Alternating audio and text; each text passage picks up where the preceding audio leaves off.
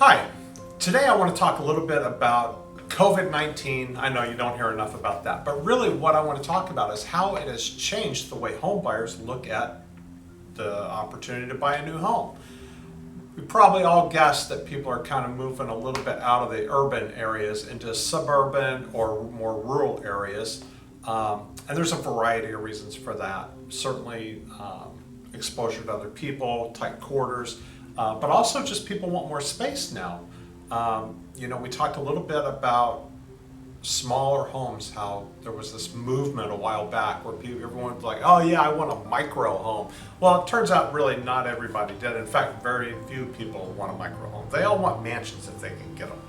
But I think for now, the thing to talk about is COVID and how it's affected home buyers. And so what we're seeing is more people are looking at homes, bigger homes. They're working from home, so they need a space where they can actually work from home. It's not the dining room, it's not the the little setup off the master bedroom, it's not the family room, because you have kids home or you have other noises and distractions. So if we're gonna see a real increase in people working from home, they want space to make that happen. And the open floor concept isn't conducive to that type of activity.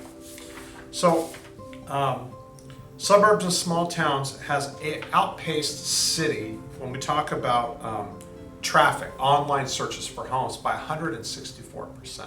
So there's a lot more people looking a lot more closely at those outlying areas.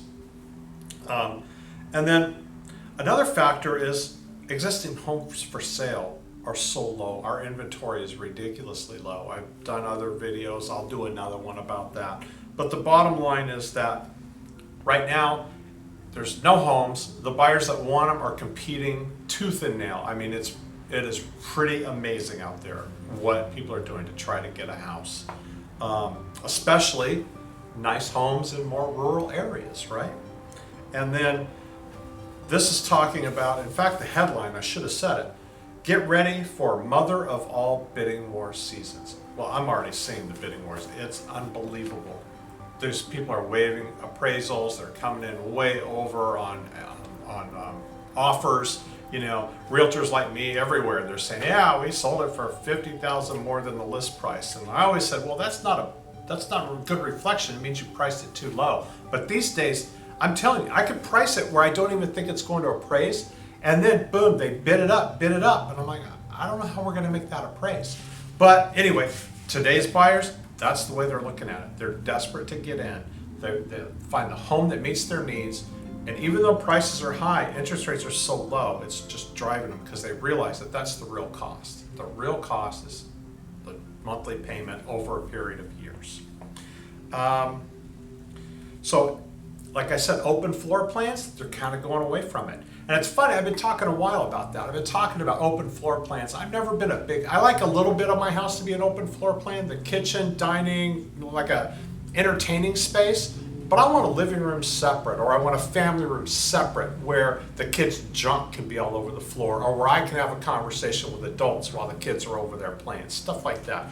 And I also always have been saying for a while, we don't want to scrape our ceilings, or we want to scrape our ceilings. We want to lose the acoustic ceilings, and we want hard floors. So now a cat can walk down the hall and it wakes everyone up because the echo of the claws hitting the floor. So I think you're going to see a lot of things like that change. I've been thinking about that for a while. And then here it talks about if you're going to make upgrades other than the kitchen, add square footage. That's where it's at. People want more square footage. They want more rooms. And then one last thing. We hear a lot about millennials. Millennials aren't buying. Well, I have a lot of millennials I'm working with, and this says right here, our research doesn't show that at all. In fact, about a third of our buyers are millennials, and nearly 50% of those buyers are buying their second home already. So, I mean, I can just tell you, my kids are 30 and 32. They both have bought a couple of homes, several homes, and moving up. And then another thing, speaking of millennials, we think of the millennial age and we think, oh, now, well, everybody's looking at houses online. They're doing their virtual tours. They got their Matterport. We got my 3D photos, and I have all these amazing things that I could look at on the computer. But guess what? 7% of the buyers are using that as to make their buying purchase. 93%, and this is in the middle of this whole thing, 93% of people have chosen to go see a house. They've chosen to feel it, to live it, to breathe it. Because I personally don't think you can really understand the flow and the feel of a home without being in it. So that's a few things that have changed during the COVID-19 pandemic. Thank you.